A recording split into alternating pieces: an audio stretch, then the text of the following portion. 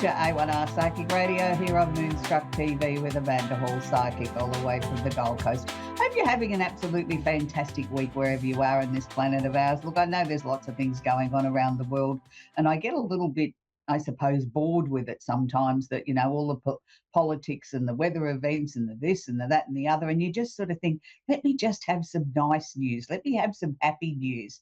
Let's celebrate somebody's birthday for a change, or something exciting, instead of just all this humdrum and, it's like sort of like a lot of chatter going on. But anyway, that's my little whinge for the week.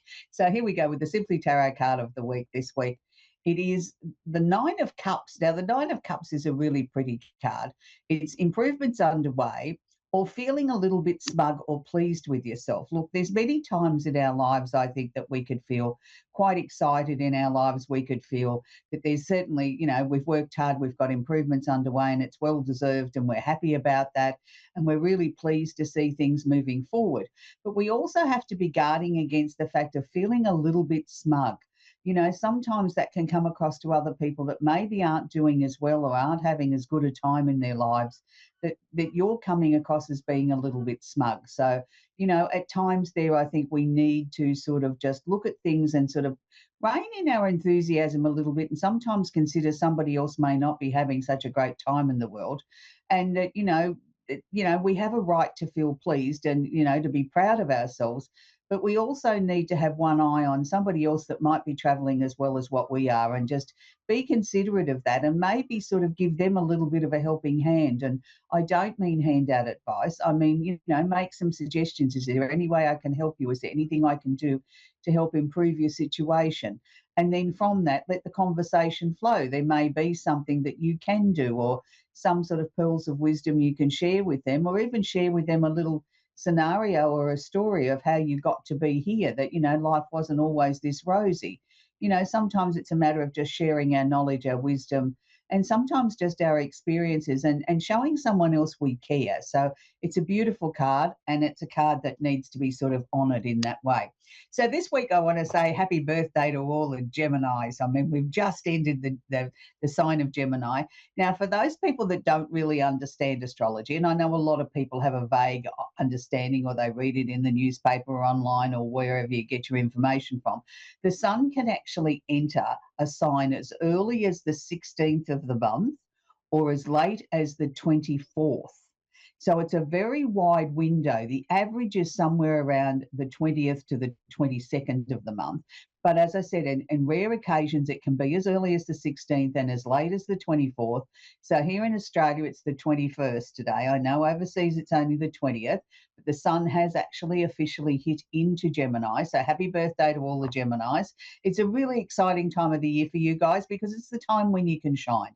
It's your birthday month. It's when, things start to happen. It's when you get excited. It's when you start to sort of look forward to what the next 12 months could bring, because it is your solar return or your happy birthday time.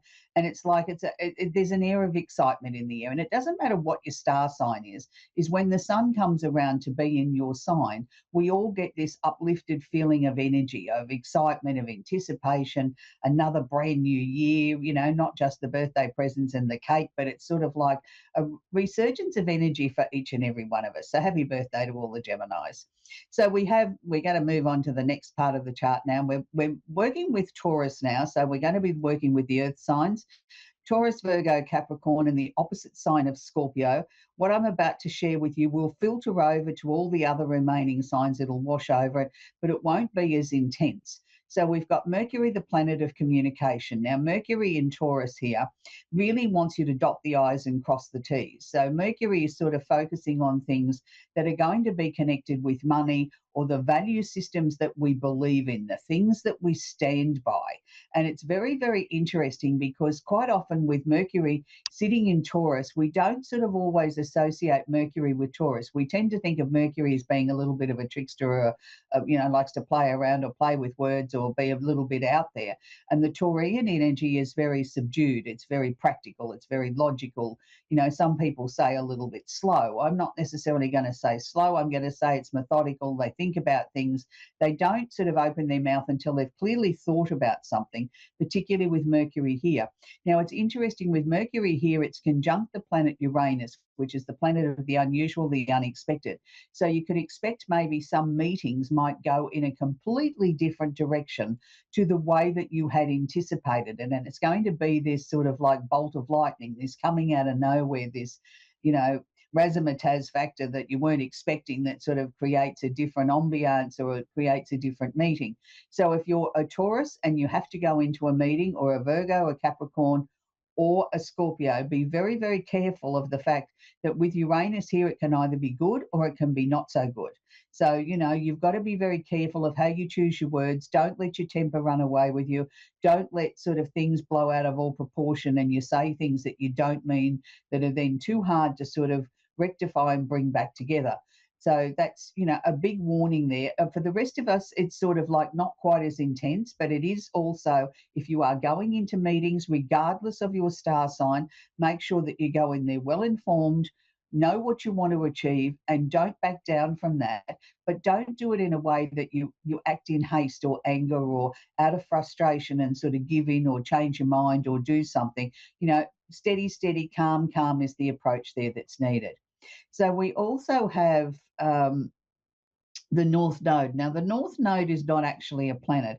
It's showing us the way forward. It's showing us how to aspire to achieve our goals. And this will relate to the water signs, which is Pisces, Cancer, and Scorpio, and the opposite sign of Virgo, but it will wash over the other remaining signs. So the North Node is showing each and every one of us how we need to be aspiring or what we need to be trying to achieve. Now, it's conjunct or holding hands, Saturn, the planet of discipline, affectionately known as the father figure. I like to look at Saturn as giving us some stickability, giving us the ability to focus, to sort of, you know, lay good plans down, to sort of really research, to do our homework, to sort of make sure that we're as informed as we can possibly be. Now, these two the North Node and Saturn, which is the planet, are sitting in Pisces at the moment. So it's showing us that we maybe need to bring our creative hat out.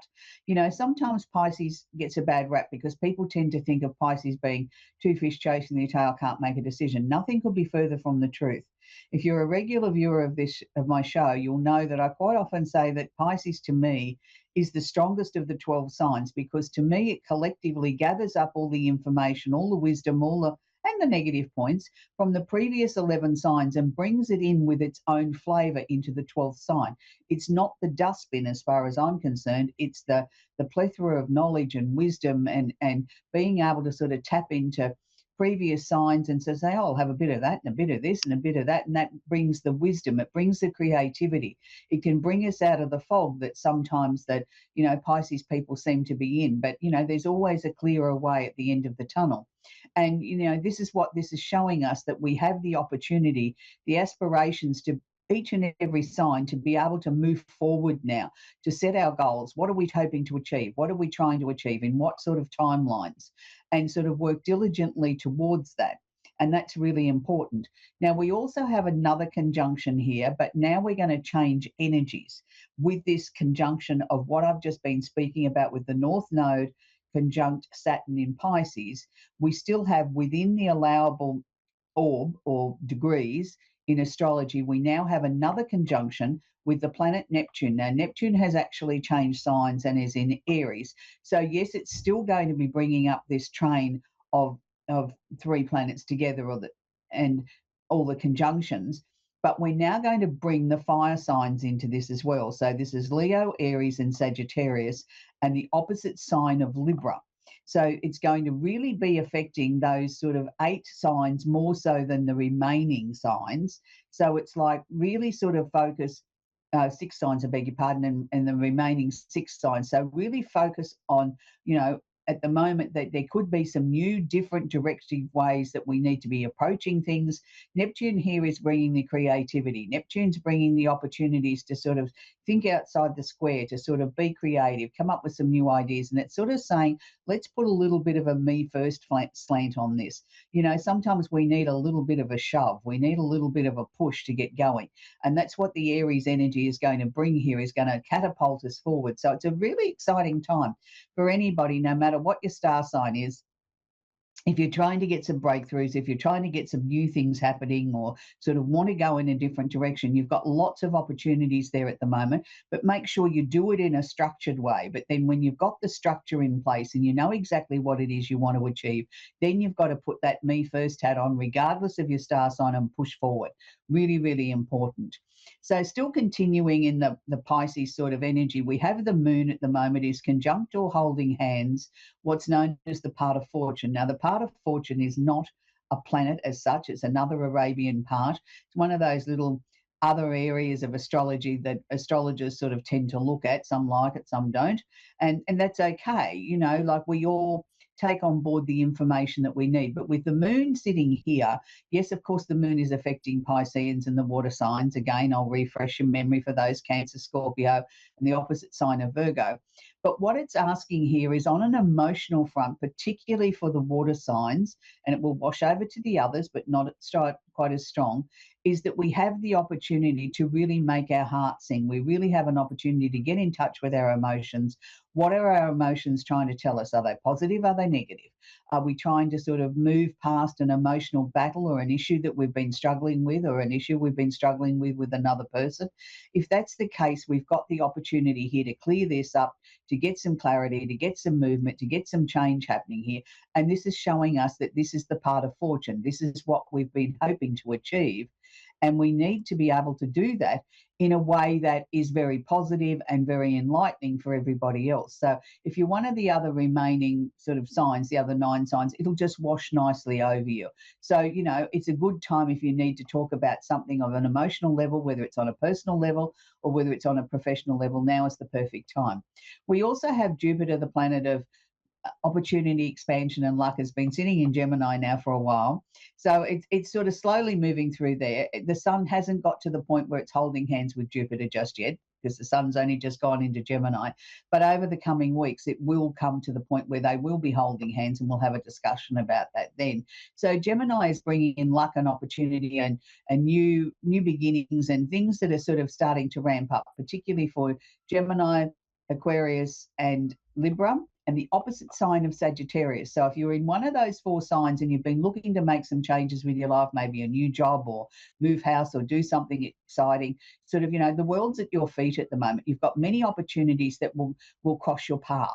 But it's not saying that you have to take up every opportunity. It's a time to sort of sit back and say, okay, how does this opportunity really fit in with my lifestyle or my work schedule or the things that I'm trying to achieve in my life? And if the answer is no, it doesn't fit, then say, thank you very much, but I'll gracefully decline. And that's the opportunity that Jupiter is bringing to you. He's not saying you've got to take on board everything that I put in front of you. You have the opportunity to pick and choose what suits you and what's going to work well. It's not the time to do something just because, or take something on board just because it's been offered to you doesn't necessarily mean it's right for you. We have Mars in Leo. Mars has been in Leo for a little while now, and it's feeling very comfortable there because Mars is the planet of action. Mars likes to get out there and get the job done, and certainly isn't shy and sort of, you know, spruiking about who they are and what they are, and enjoys the limelight of being in the Leo energy. So when we're talking about Mars, we're talking about Mars in Leo, Sagittarius, and Aries, and the opposite sign of Aquarius. So there's a lot of things sort of happening at the moment around, you know, astrological things. Nobody's sort of really missing out at the moment. There's a lot of movement around, no matter what your star sign is or what the energy of your star sign is. So, you know, enjoy what you do this week. It's a really important time to really sort of, you know, set the stage for what you're hoping to achieve, no matter what your star sign is. We're going to talk with Brenda now in Alberta in Canada. Are you there, Brenda? I sure am. Do you have a question I can answer for you, Brenda? Yes. I just need to know, I guess, is my network marketing business going to be very fruitful for me, abundant? And it's a very, very interesting question, Brenda. What they were sort of showing me was, first off, that there still needs to be a couple of little tweaks or adjustments there. And I think you're sort of flexible enough to go with that. You know, if you sort of feel that you get to a certain point that maybe we need to tweak that or just change that a little bit, you'll go with that anyway. So, you know, you're not a person that says this is the only way things can be done. It's, you know, one size fits all. It's sort of, you're constantly looking to how you can improve something or, you know, bring it out in a better way that people understand. So yes, in the short term, yes, I do believe it's going to be successful. Do I think it's going to be something that you're going to continue on for a very long time? No, I don't, because I think you're always constantly evolving and changing and looking at different things and looking at different ways to present things. It's sort of, you're a person of action, and that's a good thing. You know, when you're doing things that, you know, that are close to your heart and things that really are important to you, it's easy then for the creativity to continue to flow. So, are we hoping to introduce another product or another service before the end of the year? Well, I've got a healing business kind of on the side. So Right, I just started with the network marketing. So right. Yeah, I, I'm not sure that's what I was picking up. What I was being shown is whatever the core way is that you were, you know, sort of talking about your marketing. To me, we were going to add something else to that. It wasn't to one side, if I can put it that way. So okay. what you're marketing at the moment, that's not the healing side of your work, is it? No, no, no. These are just drops that you take from this all natural. And then another Right, one is a gel that I've been right. trying to get bigger people, like a group or like a hockey team, kind of a thing like that. Hmm. Yeah, look, I think you're going to be successful with that, but I was also seeing another thing that we could add to that stable of the two things that you've already got. There's going to be another product, but it wasn't going to be Okay. just yet. I sort of felt it was sort of more around November, December, January.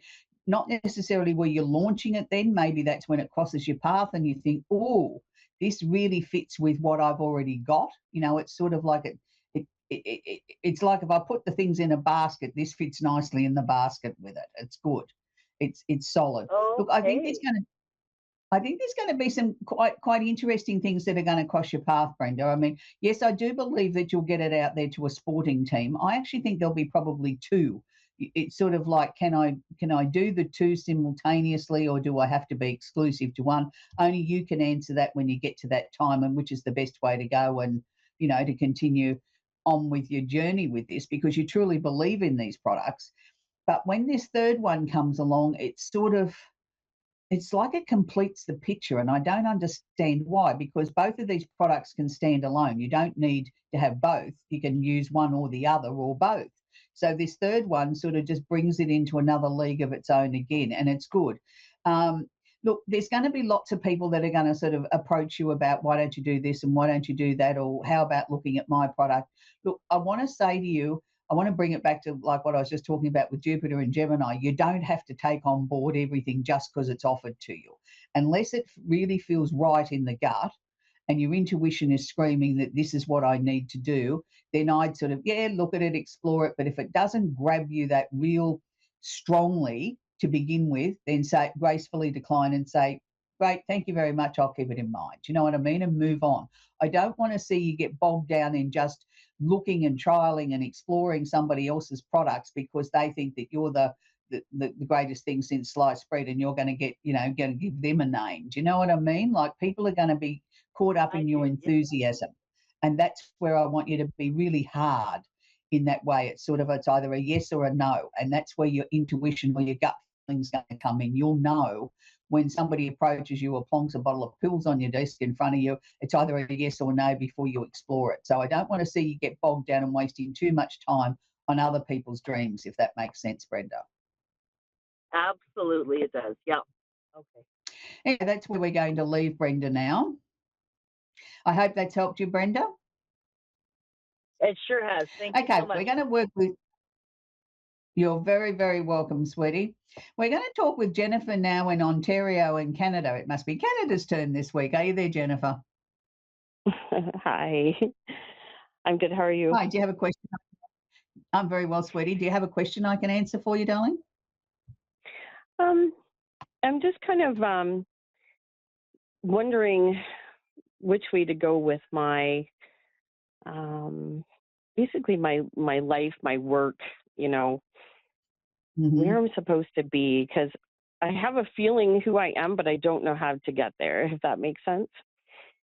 Yeah, it does make sense. And Brenda, Jennifer, beg your pardon, there's many times in our lives, I think, when we sort of have the inkling of where we should go on an intuitive level, and it's like, is that right? Have I made a mistake? Really need to be there, and we're looking like a bit like a moment to say, yes, this is what I need to be doing. But the universe in that, and sort of showing me is, yes, there's definitely endings change coming up, but they're showing that we don't need to make it today. They were sort of sharing with me we can sort of glide along a little while now till about August, September, and things will become very crystal clear then of what the direction is. And I think you're going to be surprised, because I don't even think it's where you think it's meant to be at the moment. It's like what sort of rolling around in your universe is, yeah, maybe that could be, but nothing's grabbed you, has it? It hasn't grabbed you and said, let's do this. Hmm. And we've got to wait for that let's do this moment. You know what I mean? And it is coming.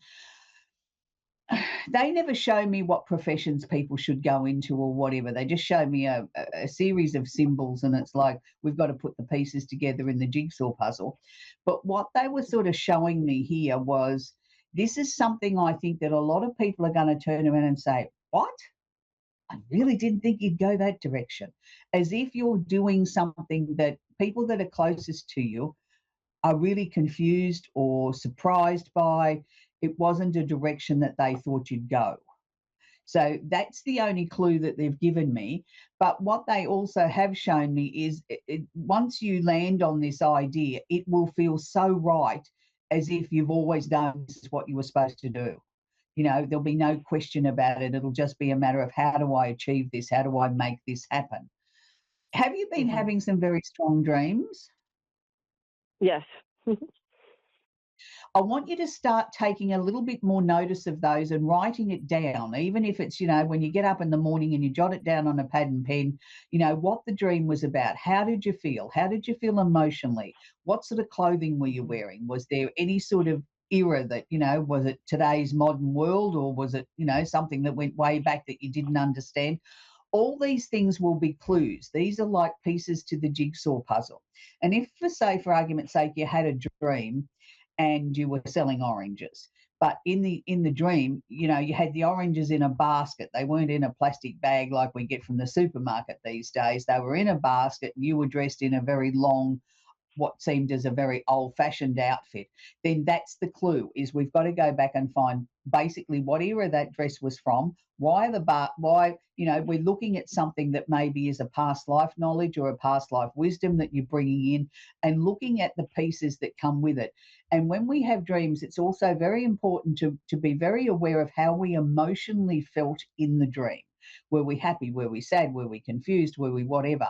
Because these are the pieces that make up the dream. And sometimes dreams come in forms, like I said, just as something as ridiculous as dressed up in a purple dress that goes to the floor, and you've got a basket of oranges, and you think, well, how does that relate to today?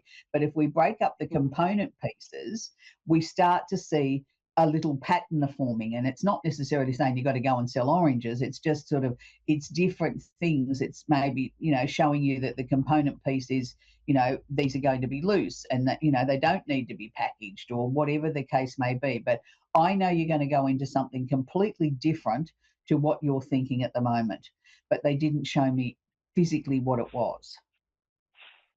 So start to take a bit of notice. Well, my like what I've been dreaming about lately is, it's kind of weird. Sadly, a lot of my dreams have been about my ex-boyfriend.